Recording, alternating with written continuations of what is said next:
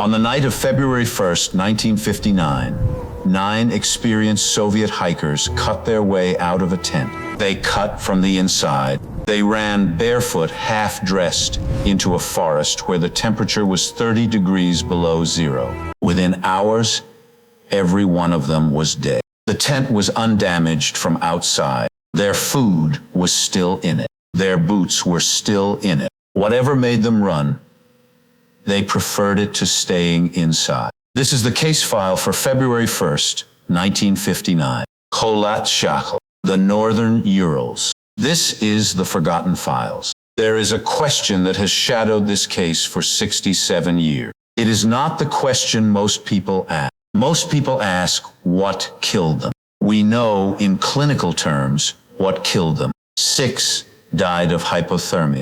3 died of massive internal trauma. The autopsy reports are public. The bodies were photographed. The injuries are documented. The question that has not been answered is older and simpler than that. It is this: what made 9 trained, athletic young people in their right minds run from shelter into a winter night? A night that would kill them in under an hour. They were not lost. They had been on that ridge for less than a day. The tent was where they had pitched it. Their map was inside it. Their tools were inside it. The slope down was the slope they had come up. And yet they cut the tent open from inside, and they ran in socks. In one case, with one boot on. They ran toward a forest more than a mile away. They ran in pitch dark. They ran in a wind later measured at near hurricane strength. For 67 years, the answers have ranged from the boring to the impossible.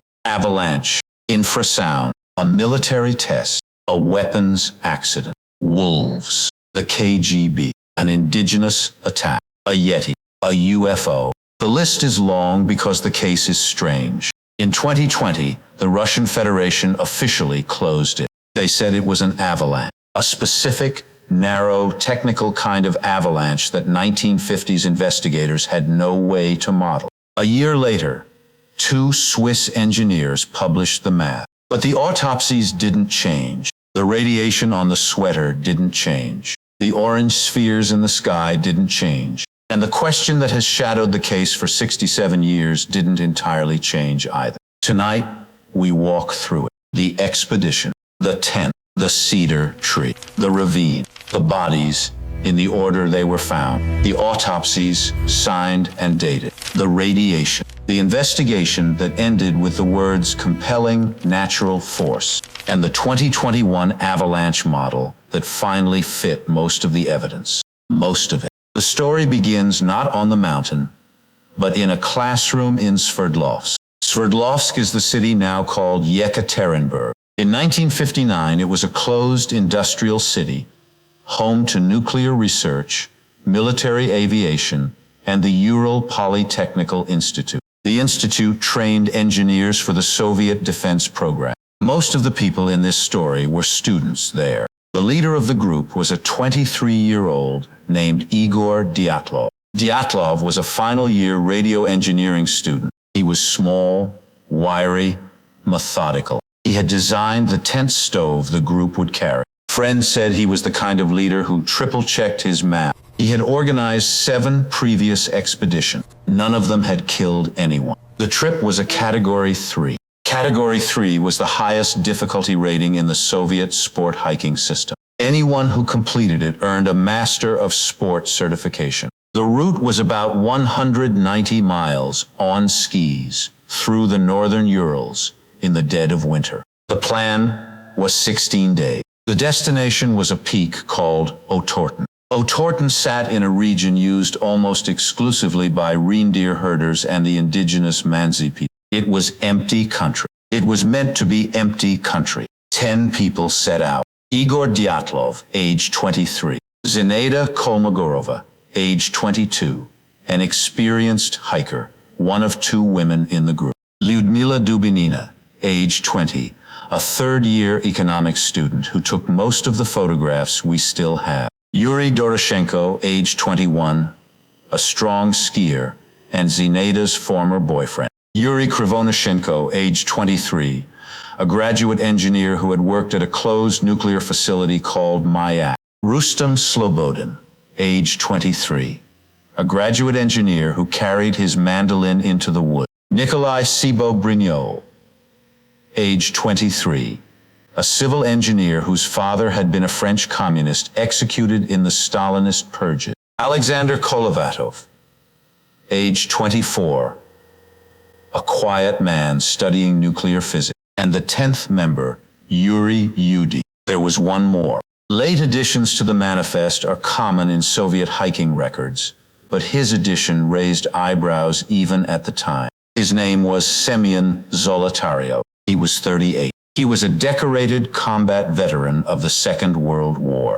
He held a master's level certification as a ski and mountain instructor. He had asked at the last possible minute to join a trip with 8 college students he barely knew. Nobody seems to have asked him why. The diaries describe him as friendly. He had a tattoo on his forearm that read Darmuazuia. No Russian linguist has been able to decode it. 11 names on the original list. By the time the expedition reached the launch point, Yudin had developed sciatica. He could not continue. He turned around at the village of Vizhay and went home. He would be the only member of the group still alive in March. Photographs from the trail show a relaxed, joking expedition. Krivonishenko on a saxophone. Dubinina laughing at something off camera. Snow on a wood stove. A long line of skis in deep powder. Diary entries describe shared cigarettes, rationed sausage, the cold. They mention the weather worsening. They do not mention fear. On the morning of January 28th, Yudin embraced his friend. He took a last group photograph. He walked back the way he had come. The other 9 continued north into the tree. What happened over the next 4 days is reconstructed from 3 sources. Their cameras, their journals. A single 5-frame roll developed in the search room at Ivde. The pictures are clear. The handwriting is steady. The route is a textbook, category 3. Late on January 31st, the group reached the tree line. Beyond the tree line lay the open ridge. Above the ridge stood the bald, wind-scoured summit the Mansi called Kholat Syakhl. The name translates as Dead Mountain. The Mansi did not hunt there. They said the mountain killed 9 of any creature that climbed it. There is no evidence the hikers knew the legend. There is no evidence the Mansi had told them. The translation is dry geography. Lack of game. Place of no animals. A place where the wind was too steady. A place where the snow was too thin for anything to live. On February 1st, the group climbed. They went out of the trees. They went up the eastern slope of Kholat Syakhl. Around 5 in the afternoon, with the light failing, they stopped. They leveled a small platform in the snow. They pitched the tent. This was their first mistake. We know it was a mistake because Dyatlov's diary entries from earlier expeditions criticize exactly this decision. They had a perfectly serviceable forest 1.5 miles below. The forest had wood. The forest had wind cover. The forest had everything they needed for the night. Instead, the tent went up on an exposed slope. It sat on a ridge in a bowl. A steady wind blew across it. The slope above the tent was about 23 degrees. Not, on first look, an avalanche slope. The snowpack on it was wind-looted but stable. They had cut a small bench into the snow to make the tent platform level. They photographed themselves doing it. The frames show them digging, joking, posing with shovels. In one image, Dyatlov has stripped to his undershirt despite the cold. The last frame on Krivonishenko's camera was taken near sunset. It shows the group inside the tent, lighting the stove, eating ham and biscuits. That is the last evidence we have of all 9 of them alive. The next time human eyes saw them, they were corpses. The expedition was due back at Vizhay on or around February 12th. From there, they were to send a telegram to the sport club confirming completion. Dyatlov had told friends not to worry if the telegram was a few days late. Routes through the Urals were always slower than planned in heavy snow. By February 20th, no telegram had arrived. Dubinina's father, an engineer at the Ural Polytechnical Institute, contacted the school. The school called the Regional Sports Federation. The federation called the militia. By February 22nd, the search was official. By February 23rd, the first volunteer party was in the field. The first searchers were students from the institute. 4 of them, led by a man named Boris Slobsov, were dropped into the area by helicopter. Slobsov knew the group personally. He had helped sew the tent itself 3 years earlier. He had joined 2 army tents into one shelter designed for 9. The search took 4 days through a deepening winter storm. On February 26th, Slobsov's team came over a ridge on the slope and saw it. The tent was half buried, listing the central pole still standing, the canvas torn down its long side. The tear was not from a bear. It was not from a tree. The cuts were clean, parallel, knife-edge. They had been made from inside the tent and angled outward. Later, a seamstress employed at the Sverdlovsk garment factory examined the canvas under the request of investigators. Her report stated simply that the cuts had been made from the inside. Inside the tent, undisturbed, were the things that should have left with the people. 9 pairs of boots lined up along the wall. 9 sets of outer clothing, folded or hung. The stove, dismantled, stowed for travel. A camera, a flashlight, a diary, a bottle of vodka, opened, mostly full. A serving of salted pork, sliced on a tin plate. The plate had been set down mid-meal. There was no sign of struggle, no blood, no torn-out wall, no body. Snow had drifted through the cut and settled on the floor of the tent, on top of the bedding. Outside the tent, downslope, 8 to 9 sets of footprints led away in the direction of the forest. The prints were preserved by the wind. They were clear enough to read individually. Some were bare feet. Some were socks. Some were one boot. The prints did not run. They walked. They walked in a single calm column, as if obeying an order. They walked all the way down the slope until the trees swallowed them. 1.5 miles below the tent, the searchers found the cedar tree. It stood at the forest's first true cover, near the edge of a stand of cedar. The cedar tree had been climbed. The branches were broken to a height of about 15 feet. Bits of skin and torn fingernail were embedded in the bark. At the foot of the tree was the remains of a small fire. The fire had been built and then abandoned. Beside the fire were 2 bodies. The bodies were Yuri Doroshenko and Yuri Krivonishenko. They were lying side by side. They were dressed in underwear and torn socks. Doroshenko had a small gray froth around his mouth, consistent with pulmonary edema from severe cold. Krivonishenko's hand was burned. His face was scratched. Pieces of his own skin were under his teeth, as though he had bitten his own knuckle. Both men had died of hypothermia. Their cause of death was unambiguous. The question was why they were under a cedar tree, 1 mile from a tent full of dry coke. Working uphill from the cedar, back toward the tent, the searchers found 3 more bodies. They were spaced along the line of march. Igor Dyatlov was found 300 yards from the cedar. He was face up, one hand around a small birch sapling. He had been pulling himself toward it when he died. A thin layer of ice was frozen to his cheek. His cause of death was hypothermia. Zenaida Kolmogorova was found further uphill again, lying face down in deep snow,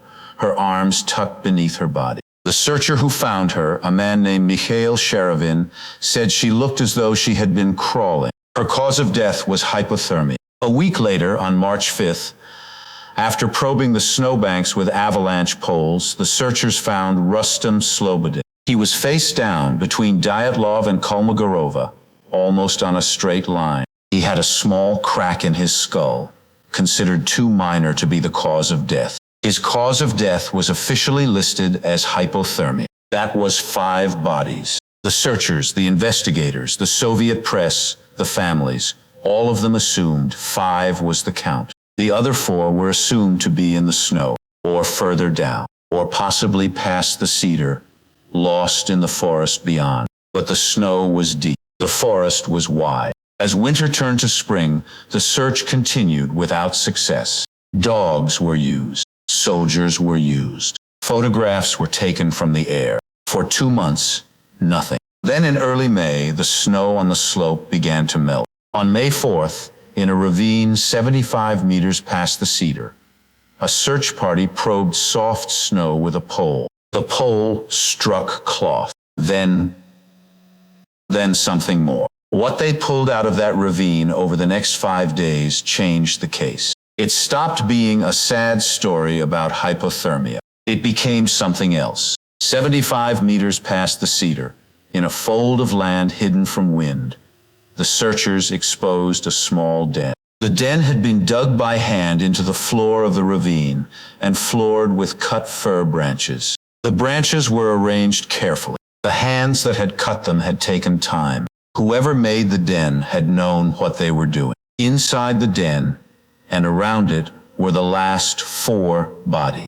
Lyudmila Dubinina, Semyon Zolotaryov, Nikolai Thibault-Brignoles, and Alexander Kolevatov. They had been there since the night the others died. The thaw had begun to release them, but only just. The first thing the searchers noticed was that these 4 were better dressed than the cedar day. They wore woolen sweaters and ski trousers and, in some cases, makeshift hoods. The clothing did not all belong to them. Some of it had been cut from the bodies of Doroshenko and Krivonishenko. The cuts were clean. Some had been cauterized on the embers of the cedar fire. The second thing the searchers noticed was harder. Of the 4, 3 had injuries that no fall, no scuffle, no wolf, no panic could explain. Zolotaryov, the older instructor, had multiple rib fractures, 5 on the right side, 2 on the left. The fractures had driven into his lung. The internal hemorrhaging would have killed him in minutes. There was no external wound. The skin over the broken ribs was unbruised. Dubinina had multiple rib fractures, 6 on the left side, 4 on the right. They had crushed the cavity over her heart. The internal hemorrhaging had killed her. There was no external wound. The skin over the broken ribs was unbruised. Thibault-Brignol had a depressed skull fracture. The fracture was severe enough that small fragments of bone had been driven into the brain tissue beneath. Death would have been near instant. There was no external scalp wound. The skin over the fracture was unbroken. Kolevatov, the nuclear physics student, had no major fractures. His cause of death was hypothermia, complicated by pulmonary edema and organ congestion. The forensic expert who performed these autopsies was a man named Boris Vozrozdeny. He was experienced. He had seen war wounds. He had seen industrial accidents. He had seen pedestrians struck by trucks. When he was asked, on the record, what kind of force could produce these injuries, he gave one answer: a force comparable to the impact of a moving car. He had never in his career seen injuries of this severity with so little surface trauma. The skin was intact. The clothing was intact. The injuries were inside. There was one more finding from the ravine. It concerned Lyudmila Dubinina, age 20, who had taken most of the photographs and liked to sing at night. When her body was recovered from the ravine, her tongue was missing. So were her eyes. So was a portion of the soft tissue of her face. Vozrozdeny attributed this to decomposition in moving water and to the small predators that scavenged the ravine. The body had been partly submerged in a slow stream beneath the snow. 3 months of warm and cold cycles. It is the answer most consistent with the evidence. It is also not an answer that ever fully satisfied anyone who saw the photograph. The autopsies were performed in the morgue at the Ivdel Central Hospital. Vozrozdeny worked through them methodically. He photographed everything. He weighed organs. He measured every fracture. The reports survive. They are clinical and brief and very specific. Dubinina's body weighed 40 kilograms when recovered, less than her living weight. Her abdomen was distended with watery fluid consistent with prolonged immersion. Her hair had been bleached at the tips by the stream. Her stomach contained a small amount of partly digested coagulated blood. Vozrzdeni noted this finding as consistent with severe internal injury. The injury had preceded death by hours, not minutes. She had been alive for some time after the chest was crushed, long enough to swallow, long enough to know. Zolotaryov's body, recovered next to hers, was found with a notebook in one hand and a pencil in the other. The notebook was blank. There is no record of what he had been trying to write. The notebook itself disappeared from the case file before final archival. Thibaut Brignol, with the crushed skull, had been carried into the den. The position of his body in the snow told the story. So did the femur length of the men around him. He had been placed there by people who could no longer carry him. Kolovatov was found near the den's edge, his arms protectively wrapped around Zolotaryov's body. He had no fatal trauma. He had simply died of cold. The first 5 had all died of hypothermia. Doroshenko, Krivonyshenko, Dyatlov, Slobodin, Kolmogorova. They had died in stages along an upward path back to the tent. Slobodin had a small skull crack the investigators considered survivable. Krivonyshenko had a burned hand. None of them had the kind of internal trauma found in the ravine. The picture, when assembled, is this. 9 people fled the tent in unison. They walked calmly downhill to the cedar. They climbed the cedar. They built a fire. 2 of them,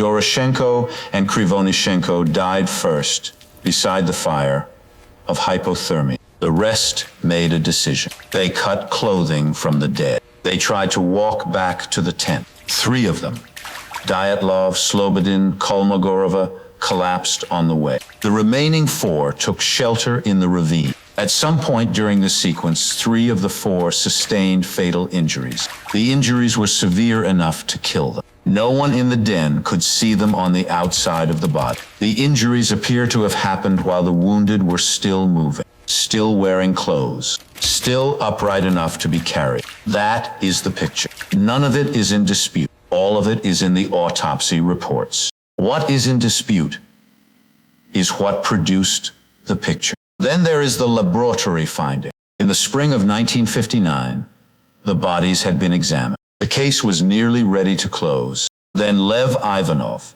the lead investigator, took an unusual step. He ordered a radiological survey of the recovered clothing. He did not say on the record why he ordered the survey. The case file gives no inciting reason. The order is simply there, dated, signed. The lab he sent the clothing to was not a routine forensic facility. It was a specialized radiation analysis lab attached to the Soviet Civil Defense Program. The technicians knew exactly how to count beta particle emissions. They had instruments, they had calibration. They wrote a report. The report came back with 2 specific items flagged. The first was a brown woolen sweater belonging to Yuri Krivonyshenko. The sweater showed beta particle emission of 9,900 decays per minute per 150 square centimeters. After laboratory washing, the count dropped to 5,200. Beta emission at that level was orders of magnitude above natural background. The pattern, surface contamination that washed away, was consistent with radioactive dust deposited on the wool. It was not consistent with any normal wear. The second item flagged was the lower portion of a pair of trousers, also Krivonyshenko's, with a similar profile. Krivonyshenko had worked, before joining this expedition, at a closed industrial facility called Mayak. Mayak was the Soviet Union's primary plutonium production complex. In 1957, 2 years before the Dyatlov expedition, the Mayak complex had suffered the 3rd largest nuclear accident in human history. The accident, known later as the Kishtim disaster, contaminated thousands of square miles. It was kept secret for 30 years. The radiation finding then has two possible explanations. The first is that Krivonischenko, in his work at Mayak, had picked up surface contamination on his clothing. He carried it to the Urals. The lab read the dust on his sweater and reported what it found. This is the boring explanation. It is also the most likely. The second explanation is stranger. Something on the slope of Kholat Syakhl, on the night of February 1st, deposited radioactive material on one specific hiker. What that something was, no document in the case file describes. Investigators have argued about it for 67 years. The evidence is the evidence. The numbers are the numbers. The interpretation is yours. In the same spring of 1959, in the same investigative file,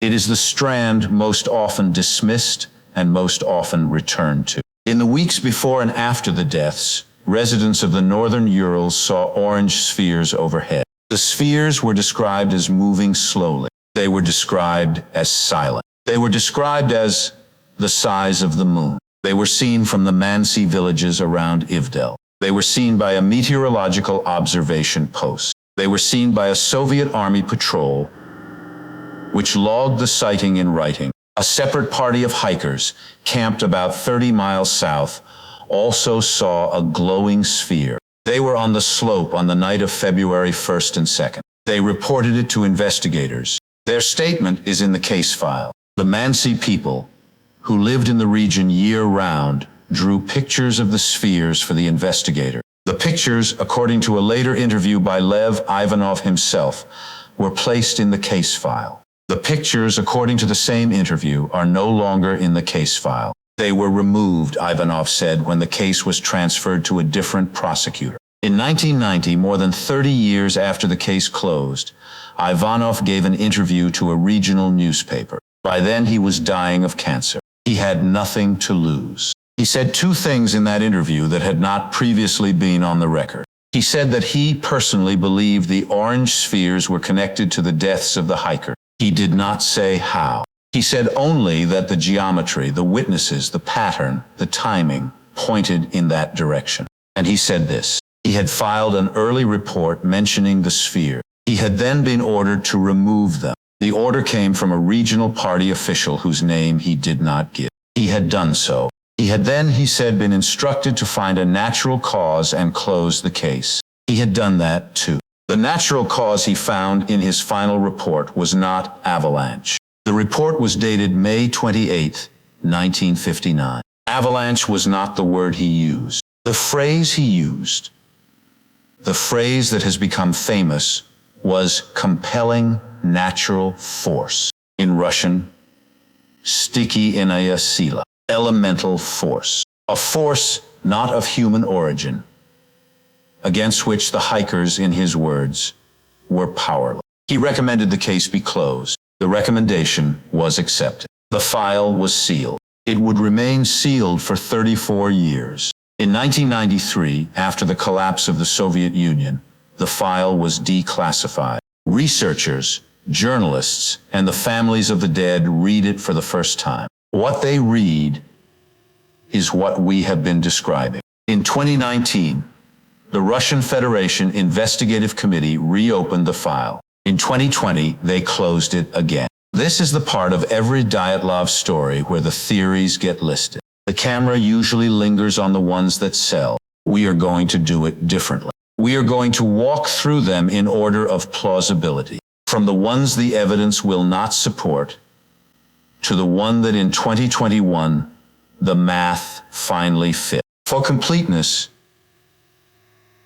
it has to be mentioned. In one of the recovered diaries, a single page reads in the group's joking handwriting. The handwriting says, "From now on, we know that snowmen exist." That single line has produced 60 years of magazine covers. In context, it is a joke. The hikers had been told by Mansi guides that the region had stories of a wild man. They were teasing each other. There is no other reference to a Yeti in any document in the case file. There are no anomalous footprints in the search photograph. The injuries are not consistent with bear-class predation, much less with a creature of myth. The Yeti theory is folklore that attached itself to a tragedy. It is not evidence. The first theory entertained by Soviet investigators concerned the indigenous Mansi. The idea was that the Mansi had killed the hikers as trespassers on sacred land. This theory was investigated thoroughly. Mansi families were interviewed.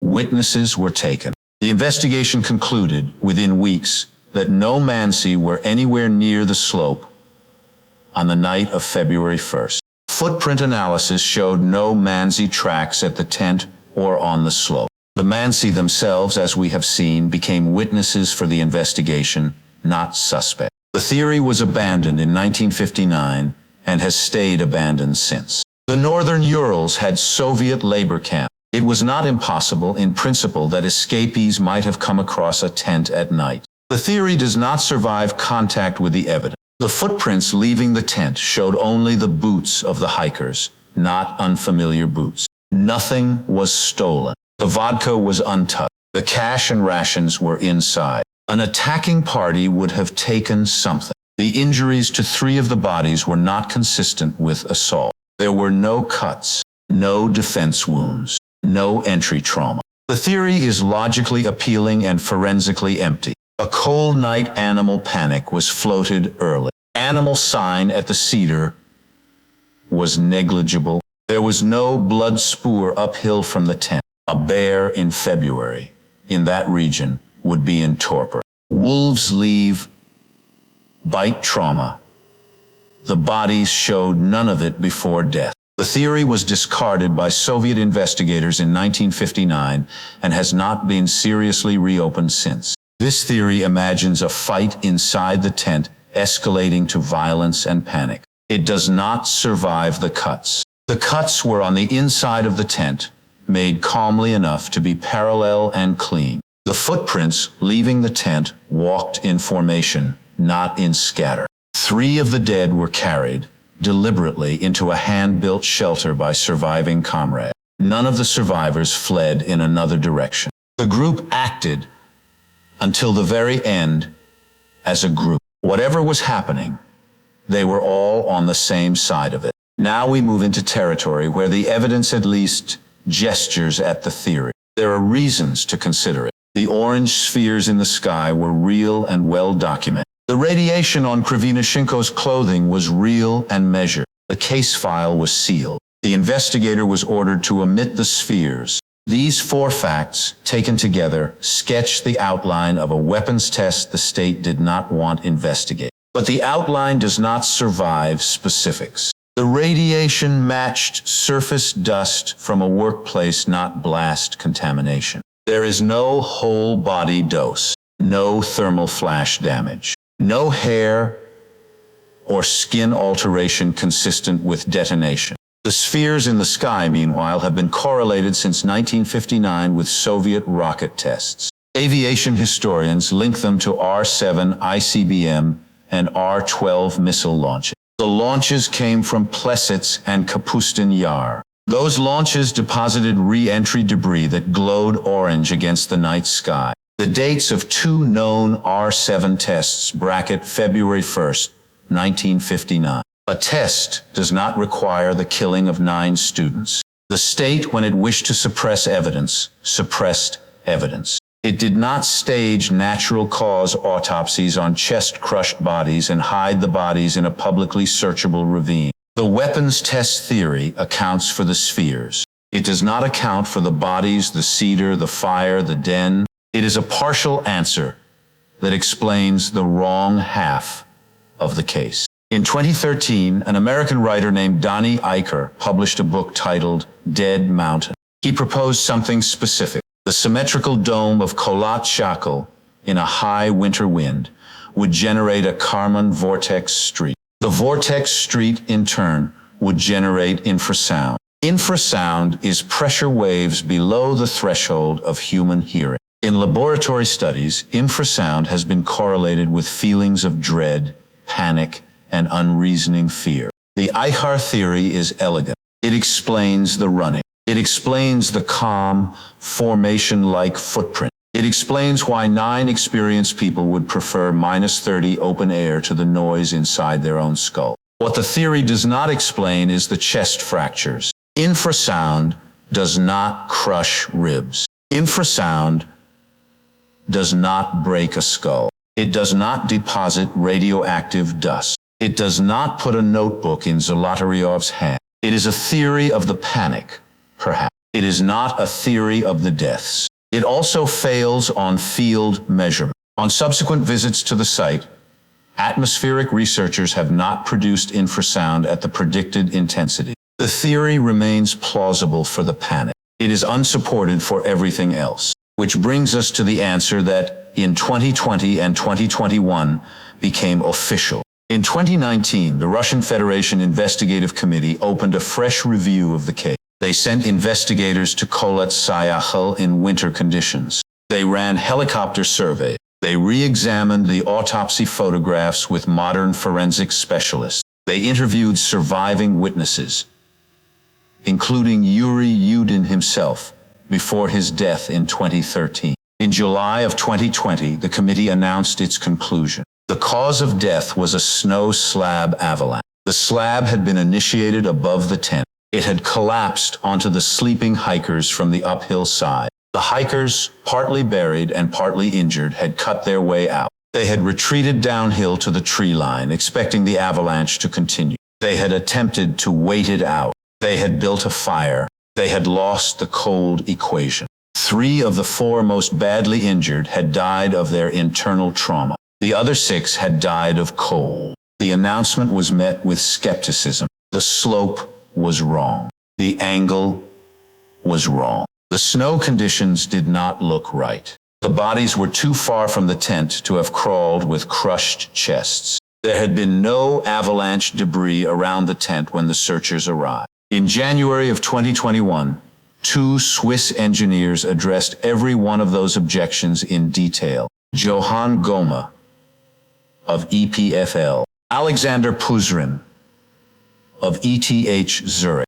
They published their paper in the journal Communications, Earth and Environment. Their model began with the observation that the slope was not a typical avalanche slope. They agreed it was not, but it was not a typical avalanche either. It was a slab avalanche. A slab avalanche is a specific phenomenon. A thick layer of wind-looted snow sits on a weaker layer beneath. The whole top layer can release as a single coherent block. The release does not require a steep slope. It requires a triggering event such as a cut into the snow. The hikers had cut a platform into the snow to level the tent. That cut sat directly beneath a wind-loaded slab. A katabatic wind blew that night. Regional weather records confirm it. The wind continued to deposit snow on the slab for hours after the cut was made. The release came in the early hours of February 2nd. It came several hours after the cut, during sleep. The slab moved. It was not a long slide. It was a short, dense block of compacted snow. It traveled a few meters and stopped on top of the tent. Goman Puzrin then asked a question no previous investigator had answered with math. What does a few hundred kilograms of compacted slab snow do to a human rib cage on impact? They modeled it. They used data from cadaver studies in modern automotive safety research. They calculated impact forces on a human chest. The chest was lying on its side, on a stiff surface, struck by a moving block of dense snow. The resulting injuries matched the autopsy reports almost item by item. Multiple parallel rib fractures. Depressed skull fracture if the head struck a hard object beneath. Internal organ damage. No exterior bruising due to the cushioning of clothing and snow. The match held for Zolotaryov, for Dubinina, for Thibaut Brignol. The slab also explained the calm exit from the tent. The hikers had been woken in the dark, partly buried, with 3 of their group critically injured. They had cut their way out the only practical way, through the side. They had pulled the injured from under the slab. They had walked in formation downhill. The immediate fear was a second slab. You do not stand on a loaded slope under a slab. You go to trees. They had reached the trees. They had built a fire. They had tried to keep the injured alive. 3 of the carried 4 made it as far as the den. The other, Kolevatov, sat with Zolotaryov until the cold took him. The model was elegant. It was specific. It did not require any unusual phenomena. It did not require a UFO, an experiment, an animal, or an indigenous attack. It required only physics, weather, and the standard cadaver studies. 3 follow-up expeditions to Kholat-Shakil confirmed the slope's slab avalanche potential and observed similar releases on similar slopes. In May of 2021, the Russian Federation closed the case for the second time. The cause of death stood, on paper, as a slab avalanche. The case is closed. The math is clean. The model is published. What the model accounts for is the bulk of the evidence. The fractures, the cuts, the exit, the walk, the fire, the cold. 6 of the 9 deaths it explains directly. The other 3 it explains by extension. The chest of Dubinina, the chest of Zolotaryov, the skull of Thibaut Brignoles. Those, the math fit. What the model does not explain are the small remainders. Those have always been the hard part of this case. It does not explain the radiation on Krivonishenko's sweater. The most likely answer remains workplace contamination from his prior employment at Mayak. The reasoning is sound, but it remains an answer about the man's biography, not about the night. It does not explain the orange spheres. The most likely answer remains correlated rocket test debris from contemporaneous Soviet missile launches. The Plessiks and Kapustin Yar dates align, but it remains an explanation external to the case file, layered on top of it. It does not explain Lev Ivanov's 1990 newspaper interview. He told the reporter he had been ordered to remove evidence from the file. There is no acoustic engineering or impact dynamics that can answer that question. Ivanov was either telling the truth, lying to a regional reporter, or misremembering across 30 years of dying of cancer. The only one of those 3 that we can rule out is that he was lying. We do not know which of the other 2 it was. It does not explain the missing tongue. Predation in moving water remains the most likely answer. It has been the most likely answer since 1959. The autopsy report says so. But it sits, alongside the radiation and the spheres, in a small chamber of the case file. The avalanche model does not enter that chamber. For most viewers, that is acceptable. The bulk of the case has an answer. The remainder is the random shadow that real events always leave in their wake. Cases are not novels. Cases do not tie up neatly. The avalanche, in the most rigorous reading of the evidence, killed 9 people.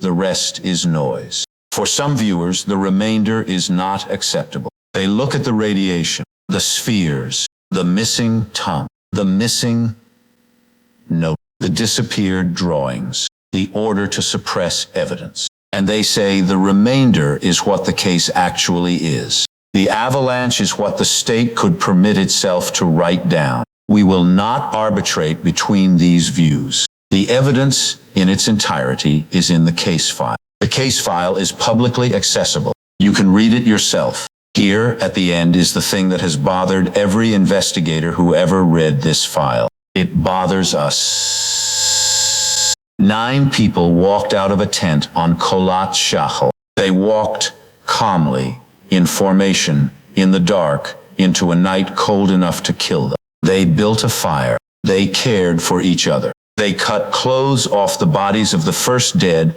and put those clothes on the still living. They carried the broken into a shelter they built with their hands. In the last hours of their lives, 3 were dying. The rest were freezing. They did everything that people who love each other do for each other. They did not panic into the dark, alone. They did not trample each other on the way down. They went together in a column. They tried to come back together in a column. The footprints prove it. What the case tells us, in the end, is not about what came down the slope. The case tells us what those 9 people were like. They were trained. They were intelligent. They were calm in a kind of cold most of us will never experience. They tried with the resources they had to save each other. When those resources ran out, they sat together. They died together. They died in a way that 67 years later, the autopsy photographs still record. The avalanche, if it was an avalanche, did not break their formation. It did not break their loyalty. It did not break their training. It only killed them. Yuri Yudim, the 10th member, was the one who turned back at Vijay. He lived the rest of his life with that fact. He attended the funerals. He visited the graves every year. He helped found the Dyatlov Foundation, which preserves the case files and the memorials. He gave his 100th interview on the 100th question about that night in the year before he died. He never stopped being the boy who walked back. He died in 2013 at 75 of natural causes. The mountain is still there. The pass that bears Igor Dyatlov's name is still there. The cedar tree is still there, with its broken branches healed. An old scar at 15 feet. People still climb the slope every winter. People still pitch tents on the eastern flank. Most of them come back. The Mansi name for the mountain, Kholat Syakhl, Dead Mountain, was in origin dry geography. It described empty ground, a place where game did not live. The legend that 9 of any creature would die on it has been added in retelling. But the file is closed. The file is closed. Something came down on the tent in the dark. The morning was February 2nd, 1959. Slab, or wind, or pressure, or something the state did not let Lev Ivanov write down. Whatever it was, the answer to this case was never the answer to a mystery. It was the answer to a question about 9 people. They knew what to do in the cold. They tried. They lost. That is the file for February 1st, 1959. Kholat Syakhl, the Northern Urals. This was the Forgotten Files.